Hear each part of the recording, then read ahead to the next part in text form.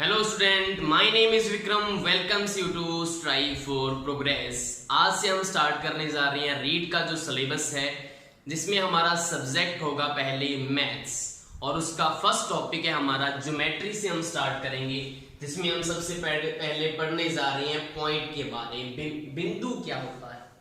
तो बिंदु क्या होता है? एक समतल में एक ऐसी सूक्ष्म आकृति जिसकी न तो लंबाई, न ही चौड़ाई तथा न ही ऊंचाई होती है।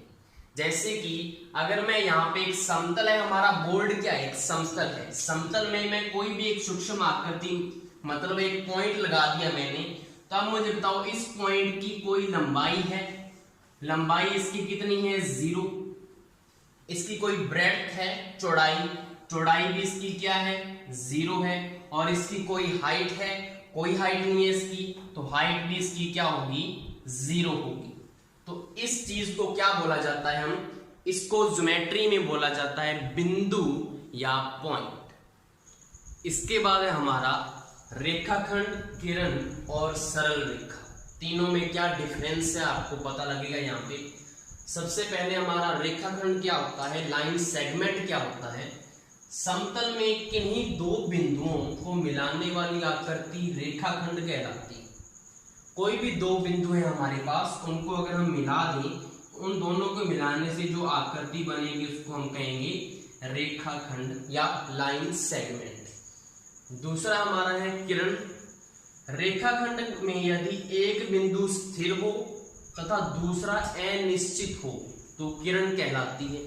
अब इसमें क्या है कि अगर इसी रेखाखंड की बात करें हम, तो जिसका एक बिंदु तो क्या हो? स्थिर हो, कि ये तो हमारा क्या है? फिक्स है ये वाला पॉइंट। लेकिन दूसरा बिंदु क्या है? फिक्स नहीं है, तो उसको हम क्या बोल देंगे? किरण बोल देंगे इसको। तीसरा हमारा है सरल रेखा। रेखाखंड में यदि दोनों बिंदु अनिश्चित हो तो बनी आकृति सरल रेखा कहलाती है। अब सरल रेखा क्या है? स्ट्रेट लाइन क्या होती है? अगर हमारे पास रेखाखंड के दोनों बिंदु क्या हो? अनिश्चित हो, दोनों फिक्स नहीं है। हम ऐसा नहीं कह सकते कि ये ए पॉइंट से स्टार्ट हो रही है और बी पॉइंट पे खत्म हो रही है, हम ऐसा नहीं कह सकते। अनिश्चित है, कहीं से भी आ सकती है और कहीं पे भी वो अनंत दूरी तय कर सकती है, जिसको हम क्या बोलेंगे? सरल रेखा। और इसी की वजह से इनको रिप्रेजेंट कैसे करते हैं? इनको रिप्रेजेंट करने का तरीका आपको यहाँ पे दिख रहा होगा। ए बी के ऊपर मैंने क्या लगाया है? एक मैंने एक स्ट्रेट ए बी के ऊपर एक मैंने स्ट्रेट जो है लाइन खींची है, लेकिन वो स्ट्रेट लाइन का मतलब वो स्ट्रेट लाइन नहीं है, मैंने सिर्फ इसको ऐसे रिप्रेजेंट किया है। जब किसी भी रेखाखंड के दोनों बिंदु फिक्स हों तो उसका फर्स्ट पॉइंट भी होता है और उसका एंड पॉइंट भी फिक्स होता है, तो इसको ऐसे रिप्रेजेंट करेंगे ए बी के ऊपर डैश से। उसके बाद जो आपका किरण है, जिसको रे बोलते हैं, उसको रिप्रेजेंट करने का तरीका क्या होगा? आपको एक बिंदु तो यहाँ पे फिक्स कर लिया, लेकिन दूसरे पे आपको क्या लगाना होता है? ऐसे एरो लगाना होता है। एरो का मतलब क्या है कि ये इस साइड अनंत दूरी तक जा सकती है, क्योंकि ये वाला पॉइंट इसका क्या है? फिक्स नहीं है, अनिश्चित है। तीसरी बात जो करें हम सरल रेखा की या स्ट्रेट लाइन की, इसमें दोनों बिंदु फिक्स नहीं है, तो मैं इसको कैसे रिप्रेजेंट करूंगा? इस साइड तो एरो लगना ही था, अब इस साइड भी एरो लग जाएगा, ताकि ये वाला बिंदु भी अनंत दूरी तक जा सकता है और ये वाला भी कहां तक जा सकता है? अनंत तक। तो इसको रिप्रेजेंट करने का तीनों का तरीका मैंने आपको यहाँ पे बता दिया। ए बी के ऊपर ऐसे रिप्रेजेंट करेंगे, इस ए बी के ऊपर इसको ऐसे रिप्रेजेंट करेंगे और इसके ऊपर इसको ऐसे रिप्रेजेंट करेंगे। अब यहाँ से आपको कंसेप्ट पता लग गया होगा कि तीनों में क्या डिफरेंस है। अगर मैं अब इसकी बात करूं तो इसकी जो लेंथ होगी या लंबाई होगी रेखाखंड की, निश्चित होगी या अनिश्चित होगी। तो आपको देखने से पता लग गया होगा कि अगर दोनों पॉइंट उसके फिक्स हैं तो उसकी जो लेंथ है वो भी क्या होगी? फिक्स होगी, निश्चित होगी। तो इसकी जो लंबाई है वो क्या होती है? निश्चित। निश्चित बोल सकते हैं या इसको बोल दो आप परिमित। परिमित का मतलब भी क्या होता है? फिक्स होता है। अगर हम किरण की बात करें तो इसकी जो लेंथ है वो फिक्स होगी या नहीं होगी? तो आपको पता लग गया होगा, क्योंकि यहाँ से वो अनंत दूरी तक जा सकती है, तो उसकी लेंथ कैसे फिक्स होगी? तो इसकी लेंथ क्या होगी, अनिश्चित। इसकी लेंथ क्या होगी यहाँ पे, अनिश्चित इसकी लंबाई होगी और इसको अपरिमित बोल सकते हैं। नेक्स्ट अगर सरल रेखा की बात करें तो यहाँ पे भी क्या होगी, उसकी लेंथ अनिश्चित होगी, क्योंकि दोनों पॉइंट फिक्स नहीं है, दोनों ही अनंत दूरी तक जा सकते हैं। तो यहाँ पे भी इसकी लेंथ क्या होगी, अनिश्चित, या इसको क्या बोल देंगे हम, अपरिमित। यहां तक पता लग गया आपको। अब मुझे बताओ, अगर मैं इन तीनों के ऊपर बिंदुओं की बात करूं कि सरल जो आपका रेखाखंड है उसके ऊपर कितने बिंदु हो सकते हैं, तो मुझे बताओ, ऐसे तो है नहीं कि ये सिर्फ ए और बी बिंदु से मिलकर बना है। यहाँ पे बहुत सारे बिंदु होंगे ना, यहाँ से लेकर यहाँ तक कितने बिंदु आ सकते हैं, यहाँ पे ये बिंदु भी होगा, बिंदु होगा, यहाँ पे भी होगा, यहाँ पे भी होगा, यहाँ पे भी होगा, ऐसे करके इसके अनंत बिंदु हो सकते हैं, क्योंकि उनकी लेंथ तो होती नहीं है बिंदु की। हमने पीछे पढ़ा है कि ना तो इसकी लेंथ है, ना ब्रेड्थ है, ना इसकी हाइट है। तो इसकी ऐसे तो है नहीं कि इतना चौड़ा एक बिंदु है, इतना लंबा एक बिंदु है। तो बिंदु उस पे अनंत मिलकर क्या बनाएंगे, एक रेखाखंड बनाएंगे। तो इसके ऊपर भी बिंदु क्या होंगे, अनंत बिंदु होंगे इसमें। अगर हम किरण की बात करें तो किरण में तो वैसे ही वो अनंत दूरी तक जा सकता है, तो यहाँ पे क्या होगा, इसकी बिंदु भी क्या होंगे, अनंत बिंदु होंगे इसमें भी। और जो आपका सरल रेखा है उसमें भी क्या होंगे, बिंदु अनंत। तीनों में आपको डिफरेंस पता लग गया होगा यहाँ पे। नेक्स्ट हमारा टॉपिक है सरल रेखाएं और वक्र रेखाओं में क्या डिफरेंस होता है, straight line and curve lines. अब इसमें स्ट्रेट लाइन नाम से ही पता लग रहा है कि वो क्या रेखा कैसी होंगी, सीधी रेखाएं होंगी। जैसे कि आपको दिख रहा है यहाँ पे सीधी जा रही है बिल्कुल, ये भी यहाँ से सीधी जा रही है। इनको तो बोलते हैं स्ट्रेट लाइंस या सरल रेखाएं। लेकिन अगर हम वक्र रेखाएं की बात करें तो यहाँ पे आपको दिख रहा है कि ये सीधी रेखा नहीं है, ये टेढ़ी मेढ़ी रेखाएं हैं। तो जहां पे भी आपको टेढ़ी मेढ़ी रेखाएं मिलेंगी उनको वक्र रेखाएं बोला जाता है। तो यहाँ से अगर दूसरा एग्जांपल भी देखें आप, तो यहाँ पे देखो कोई भी चीज यहाँ पे सीधी दिख रही है आपको, कुछ भी सीधा नहीं है इसका, तो इनको कर्व लाइंस बोला जाता है। दोनों में आपको डिफरेंस पता होना चाहिए। इसके आगे इसके क्वेश्चंस हम करेंगे। यहाँ पे आपको दो क्वेश्चन दिखाई दे रहे हैं। फर्स्ट क्वेश्चन क्या है, एक बिंदु से गुजरने वाली सरल रेखाओं की संख्या कितनी होगी। तो आपके पास एक बिंदु है, यहाँ पे मैंने एक बिंदु बना दिया, पॉइंट बना दिया, इससे हम कितनी सरल रेखाएं खींच सकते हैं। तो आप बोलोगे सर एक तो ऐसे चली जाएगी, एक यहाँ से ऐसे गुजार सकते हैं, एक यहाँ से ऐसे गुजार सकते हैं, एक यहाँ से ऐसे चली जाएगी, एक ऐसे गुजार दो, एक ऐसे गुजार दो, एक ऐसे गुजार दो। तो आप क्या बोलोगे, अनंत रेखाएं यहाँ से हम गुजार सकते हैं। तो यहाँ का आंसर क्या आएगा, अनंत। कि अगर एक बिंदु दिया हो तो आप उससे कितनी सरल रेखाएं खींच सकते हैं, अनंत सरल रेखाएं वहां से आप खींच सकते हैं उस वाले बिंदु से। दूसरा क्वेश्चन है, दो बिंदुओं से गुजरने वाली सरल रेखाओं की संख्या कितनी होगी। तो यहाँ पे हमारे पास क्या है, अगर दो बिंदु हैं, ये मैंने आपके सामने दो बिंदु बनाए हैं, अगर इन दोनों को हमने कवर करना है, दोनों को एक ही रेखा में लेना है, तो मुझे बताओ आप कितनी इससे सरल रेखाएं खींच सकते हैं। तो मैंने एक तो सरल रेखा ये खींच दी जो इन दोनों को कवर कर रही है, और कोई सरल रेखा यहाँ पे पॉसिबल है, और कोई भी सरल रेखा यहाँ पे पॉसिबल नहीं है जो दोनों रेखाओं को कवर कर ले। कैसे कि अगर मैं यहाँ से ऐसे गुजार दूं तो एक पॉइंट तो कवर हो जाएगा, लेकिन दूसरा पॉइंट कवर नहीं होगा, तो ये पॉसिबल नहीं है। अगर मैं इससे ऐसे गुजार दूं तो ये वाला पॉइंट रह जाएगा, ये पॉइंट कवर हो जाएगा, तो ये पॉसिबल नहीं है रेखा। और कोई इसमें है, रेखा भी आपकी सरल रेखा होनी चाहिए। अगर आप यहाँ पे दूसरी रेखा की बात करें, कर्व रेखा की बात, उससे तो आप गुजार सकते हो क्योंकि वो तो टेढ़ी मेढ़ी होती है, जिसके क्वेश्चन हम नेक्स्ट करेंगे। तो यहाँ पे सरल रेखा की बात हो रही है, तो सिर्फ सरल रेखा हम एक ही यहाँ से खींच सकते हैं, तो इसका आंसर क्या होगा, एक होगा। नेक्स्ट हमारा क्वेश्चन है, दो बिंदुओं से गुजरने वाली वक्र रेखाओं की संख्या कितनी होगी। तो वही क्वेश्चन आ गया कि वक्र रेखाओं को हम कितने गुजार सकते हैं दो बिंदुओं से। तो सबसे पहले तो हम दो बिंदुओं को डिसाइड कर लेते हैं कि ये हमारा एक बिंदु है और ये एक हमारा दूसरा बिंदु है। तो यहां से हमें पता है कि वक्र रेखाएं तो क्या होती हैं, टेढ़ी मेढ़ी रेखाएं होती हैं। तो कैसे भी उसको हम खींच सकते हैं कि अगर मैं ऐसे करूं, यहां से इसको ऐसे कवर कर लिया और इसको ऐसे कवर कर दिया। ये भी क्या हमारी कर्व लाइंस हैं या वक्र रेखाएं हैं। उसके बाद अगर मैं इसको यहां से लेकर ऐसे चला जाऊं तो ये भी हमारी एक वक्र रेखा है। और अगर मैं इसको क्या करूं, यहां से ऐसे ले जाऊं फिर ऐसे करके इसको ऐसे ले जाऊं तो ये भी हमारी वक्र रेखा है।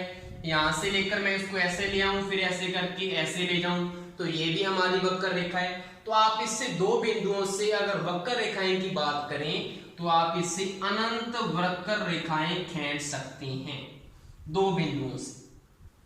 यहां पे पता लग गया आपको क्या कंसेप्ट है इसका। वक्र रेखाओं अनंत आएगा। अगर यहीं पे सरल रेखा होती तो जैसे पीछे वाला क्वेश्चन किया है सिर्फ एक गुजार सकते हैं क्योंकि वो एक सीधी रेखा होती है, लेकिन ये क्या होती हैं, टेढ़ी मेढ़ी रेखाएं होती हैं, तो इनको हम कैसे भी गुजार सकते हैं। तो ये आपको समझ में आ गया होगा। नेक्स्ट हमारा टॉपिक है संरेखीय बिंदु या कोलिनियर पॉइंट्स।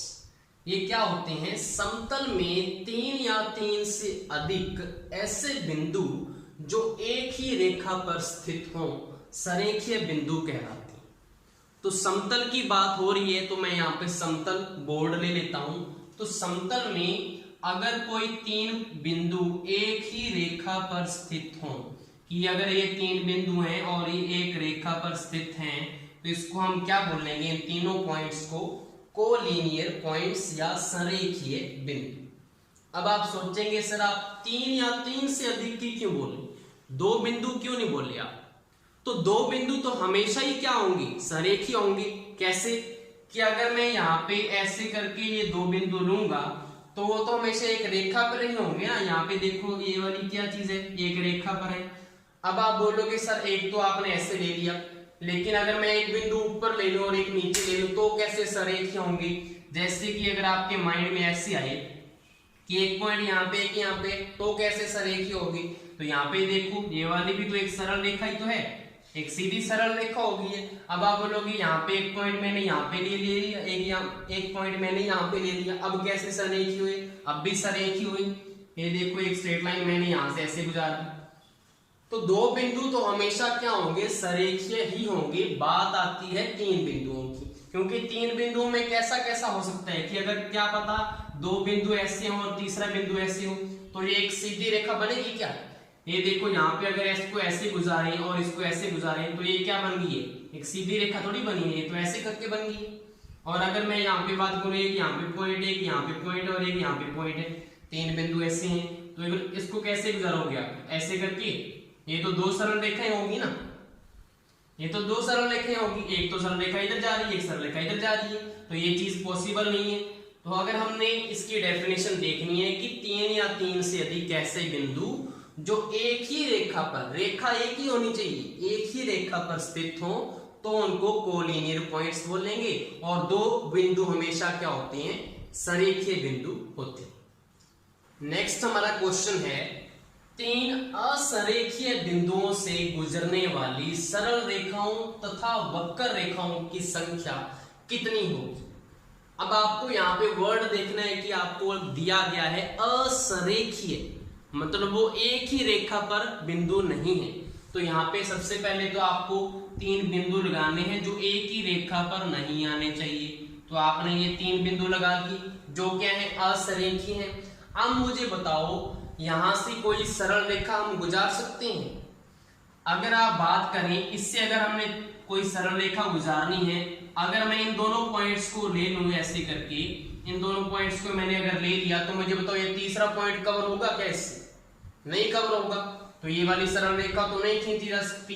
अगर मैं इससे ऐसे दोनों को मिला दूं तो ये वाला पॉइंट रह जाएगा, अगर मैं इन दोनों को मिला दूं तो ऊपर वाला पॉइंट रह जाएगा। तो मतलब इससे क्या होगा कि अगर 3 बिंदु असंरेखीय हैं तो कोई भी सरल रेखा नहीं खींची जा सकती। तो इसका आंसर आएगा 0, 0। ठीक है। वही अगर हमें क्या दिया होता, वक्र रेखाएं। वक्र रेखाएं क्या होती हैं, टेढ़ी मेढ़ी रेखाएं। अगर हम इसी के ऊपर अगर वक्र रेखाएं की बात करें तो वो हम बहुत सारी खींच सकते हैं। कैसे, क्योंकि वो तो टेढ़ी मेढ़ी रेखाएं हैं, कैसे भी खींच दो। कि जैसे कि मैंने यहां से इसको ऐसे स्टार्ट किया, ऐसे करके यहाँ पे ले गया है, ये हमारी क्या होगी, एक वक्र रेखा होगी, टेढ़ी मेढ़ी रेखा। दूसरा मैंने क्या कि यहाँ से इसको ऐसे मिलाया, इसको ऐसे मिलाया और इसको यहाँ से ऐसे ले गया, ये भी एक वक्र रेखा है। तीसरा मैं क्या कर सकता हूँ कि अगर मैंने इसको ऐसे करके ले गया, फिर इसको यहाँ से ऐसे ले गया, फिर इसको ऐसे करके और दोबारा यहाँ से ऐसे ले आया, तो ये भी एक वक्र रेखा है। तो यहाँ पे हम अनंत वक्र रेखाएं खींच सकते हैं, क्योंकि वो टेढ़ी मेढ़ी रेखाएं हैं, कैसे भी खींच दो उसको। तो यहाँ पे क्या आएगा, अनंत। तो दोनों में आपको कंफ्यूज नहीं होना कि अगर आपसे पूछा जाए सरल रेखाएं कितनी खींच सकते हैं असरेखीय बिंदु से, तो 0 आएगा, और अगर क्या आ जाए वक्र रेखाएं कितनी खींच सकते हैं, तो अनंत वक्र रेखाएं इसमें खींच सकते हैं। नेक्स्ट हमारा क्वेश्चन है 3 या 4 या 10 असरेखीय बिंदुओं को लेकर कुल कितनी सरल रेखाएं खींची जा सकती हैं। यहाँ पे आपको नोटिस करना है कि को लेकर पूछा है, ना कि असरेखीय बिंदुओं में से गुजरने वाली। अगर तो में से गुजरने वाली आ जाएगी, जैसे कि 3 बिंदुओं में से गुजरने वाली हमने पीछे क्या देखा था, 0 होती है। लेकिन इसने बोला है कि को लेकर, कि 3 बिंदुओं को लेकर आप टोटल कितनी सरल रेखाएं खींच सकते हैं, वो पूछा है। तो सबसे पहले मैं 3 बिंदुओं का बता रहा हूं, फिर मैं आपको एक फॉर्मूला बताऊंगा इसका कि 4 आ जाए, 10 आ जाए, 20 आ जाए, कुछ भी आ जाए, आपको कैसे सिंपली सॉल्व करना है उसको फॉर्मूले से। तो पहले 3 बिंदुओं का देख लो आप कि होता कैसे है कि 3 असरेखीय बिंदु बोला उसने, तो हमने असरेखीय बिंदु बना दी। अब इससे हमने कितने टोटल सरल रेखा इससे खींच सकते हैं, तो ये देखो, एक तो यहाँ पे एक क्या हो गया, सरल रेखा हो चुकी है। इन दोनों को लेकर हमने ये सरल रेखा बना दी, इन दोनों को लेकर हमने ये सरल रेखा बना दी। तो 3 बिंदुओं से हम कितनी सरल रेखाएं खींच सकते हैं, 3 सरल रेखाएं खींच सकते हैं। और कोई पॉसिबिलिटी है मुझे बताओ। इस पॉइंट से हमने इस पॉइंट को मिलाकर एक खींच दिया, इसी पॉइंट से हमने इस पॉइंट को मिलाकर एक खींच दिया, इसका पूरा हो गया काम। और कोई तो बिंदु ही नहीं है ना। इस पॉइंट की बात करें, इससे हमने इस पॉइंट को मिला दिया, इससे हमने इस पॉइंट को भी मिला दिया, और कोई पॉइंट है नहीं है। इस पॉइंट को हमने इससे मिला दिया, इस पॉइंट को हमने इससे मिला दिया, और कोई पॉइंट है नहीं है। तो 3 सरल रेखाएं हम इससे खींच सकते हैं। 3 बिंदुओं को लेकर हम 3 सरल रेखाएं खींच सकते हैं। अगर अब ये तो छोटी चीज थी, 3 बिंदु थे, अगर 4 आ जाए, 10 आ जाए, 20 आ जाए, तो इसको आप कैसे करोगे। तो इसके लिए डायरेक्ट फॉर्मूला क्या है, n इंटू n माइनस 1/2। यहाँ पे n क्या बताएगा आपको, n बताएगा आपको असरेखीय बिंदुओं की संख्या। जैसे कि यहाँ पे 3 बिंदु दिए हुए थे, तो 3 किसकी वैल्यू होगी है, n की। तो यहाँ पे पुट करके देखो, 3 इंटू n माइनस 1, 3 माइनस 1 कितना हो जाएगा, 2, डिवाइड में क्या है 2, ये 2 से 2 कट गया, तो यहाँ पे आंसर कितना आया 3। तो यहाँ पे भी देखो 3 आंसर था, तो यहाँ पे भी 3 आ गया। क्लियर है यहाँ तक। अगर हमने 4 असरेखीय बिंदुओं का निकालना है, तो यहाँ पे सिंपल n की वैल्यू क्या पुट करोगे, 4, 4 माइनस 3 कितना, 4 माइनस 1 कितना होएगा, 3 होएगा, डिवाइड में 2, 2 2 जा 4, 2 3 जा 6, तो 6 यहाँ पे क्या आ गया, आंसर आ चुका है। अगर हमारे पास 10 असरेखीय बिंदु आ जाए, तो यहाँ पे n की वैल्यू 10 है, इनटू में क्या आएगा, 10 माइनस 1 कितना होता है 9, और डिवाइड में क्या आएगा 2 आएगा। तो 2 5 जा कितने होते हैं, 10 होते हैं, तो 9 5 जा 45, तो 45। अब मुझे बताओ, अगर आप 10 बिंदु लेकर 45 बना सकते हो, पॉसिबल ही नहीं है। तो डायरेक्ट आपको फॉर्मूला ये वाला याद रखना है आपने, n इंटू n माइनस 1/2, जिसमें n क्या बताएगा आपको, असरेखीय बिंदुओं की संख्या। n आपका क्या है, इसमें असरेखीय बिंदुओं की संख्या है। और आपको क्वेश्चन आएगा असरेखीय बिंदुओं को लेकर, तो यहाँ पे भी ध्यान में रखना है। तो ये आपका आंसर हो चुका है। आई थिंक आपको ये समझ में आ गया होगा। नेक्स्ट क्वेश्चन है हमारा, थोड़ा हटके क्वेश्चन है पीछे वाले से। क्वेश्चन क्या है, यदि एक समतल में 5 बिंदुओं में से 3 बिंदु सरेखीय हैं, तो इन 5 बिंदुओं को लेकर कुल कितनी सरल रेखाएं खींची जा सकती हैं। तो यहाँ पे हमारा फॉर्मूला कौन सा यूज होगा, डायरेक्ट फॉर्मूला आपको यूज करना है, वो हमारा है n इंटू n माइनस 1/2। ये तो आपने पीछे वाले में यूज किया था, यहाँ पे थोड़ा सा ऐड हो जाएगा, minus m into m minus 1/2 plus 1। अब इसमें थोड़ा सा और इसमें क्या है चेंज है कि वहां पे आपने n की वैल्यू असरेखीय बिंदुओं का नंबर लिया था, लेकिन यहाँ पे अगर ऐसा क्वेश्चन आया जाए जिसमें टोटल 5 बिंदु हैं और 3 बिंदु सरेखीय हैं, तो आपको n तो आपको क्या बताएगा, टोटल बिंदु कितने हैं, टोटल बिंदु उनका नंबर तो है n, और सरेखीय बिंदु जो है, सरेखीय बिंदु वो कौन बताएगा आपको, वो है आपका यहाँ पे m। क्लियर है यहाँ पे।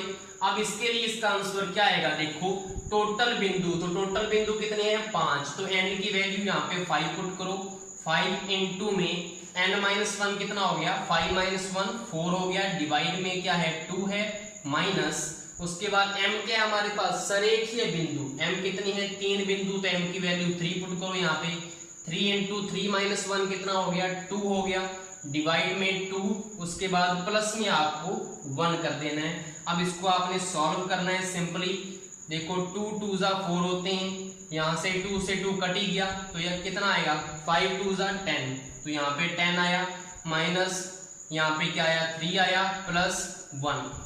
अब देखो सबसे पहले क्या होता है, प्लस होगा इसमें फिर माइनस होगा, तो 10 और 1 कितना हो गया 11, तो 11 माइनस 3 कितना होता है 8, 8 इसका क्या हो गया फाइनल आंसर हो चुका है। तो ये आपको ध्यान में रखना है। सबसे टफ इसमें यही है, रेखा वाले क्वेश्चंस में अगर ऐसा क्वेश्चन आ जाए तो आपको ये डायरेक्ट फॉर्मूला ये वाला यूज करना है और आपको आंसर आ जाएगा, क्योंकि वैसे इसका कोई मेथड नहीं है करने का, डायरेक्ट फॉर्मूला आपको यूज करना है। यहां तक हमारा आज का टॉपिक था, इससे आगे नेक्स्ट वीडियो में देखेंगे। Thank you.